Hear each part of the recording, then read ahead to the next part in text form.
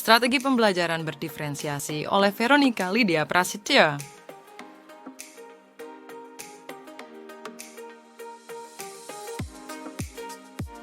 Apakah Anda puas dengan proses belajar pada topik ini? Mengapa saya puas dengan proses belajar pada topik ini? Karena saya dapat belajar mengenai strategi pembelajaran berdiferensiasi. Strategi diperlukan untuk dapat merancang proses pembelajaran supaya dapat mencapai tujuan pembelajaran. Sehingga strategi pembelajaran berdiferensiasi yang disusun dapat memenuhi karakteristik dan kebutuhan peserta didik. Selain itu, saya juga dapat belajar mengenai beberapa metode pembelajaran yang dapat diterapkan dalam pembelajaran berdiferensiasi.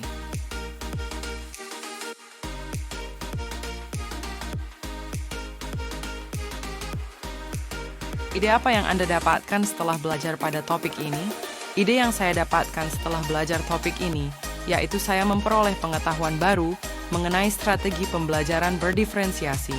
Lalu, saya juga dapat belajar mengenai contoh yang dapat diterapkan dalam menyusun strategi pembelajaran. Sehingga, saya akan mencoba untuk menerapkan strategi pembelajaran berdiferensiasi pada saat kegiatan PPL 2.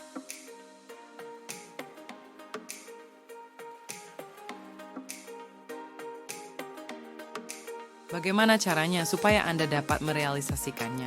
Cara supaya saya dapat merealisasikannya, yaitu saya melakukan asesmen diagnostik untuk mengetahui kebutuhan belajar peserta didik. Selain itu, saya menentukan tujuan pembelajaran yang sesuai dengan karakteristik dan kondisi lingkungan peserta didik. Lalu saya menyusun asesmen yang akan digunakan untuk mencapai tujuan pembelajaran. Selanjutnya, saya menyusun strategi pembelajaran berdiferensiasi yang sesuai dengan kebutuhan belajar peserta didik.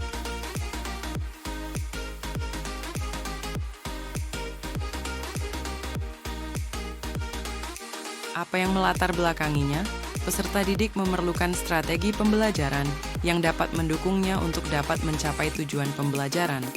Setiap peserta didik memiliki kebutuhan belajar yang berbeda-beda, sehingga guru perlu menyusun strategi pembelajaran yang dapat memenuhi setiap kebutuhan belajar dari peserta didik.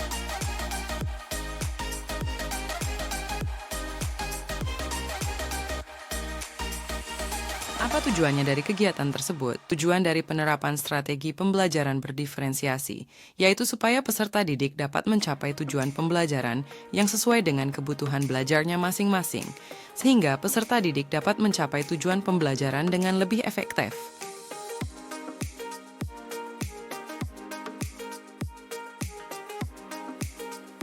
Apa indikator keberhasilannya? Indikator keberhasilannya yaitu apabila peserta didik mampu mencapai tujuan pembelajaran yang sudah ditetapkan. Selain itu, kualitas proses pembelajaran juga dapat digunakan untuk menentukan indikator keberhasilannya. Peserta didik dapat berkembang sesuai dengan potensinya dan memiliki keterampilan setelah mengikuti proses pembelajaran.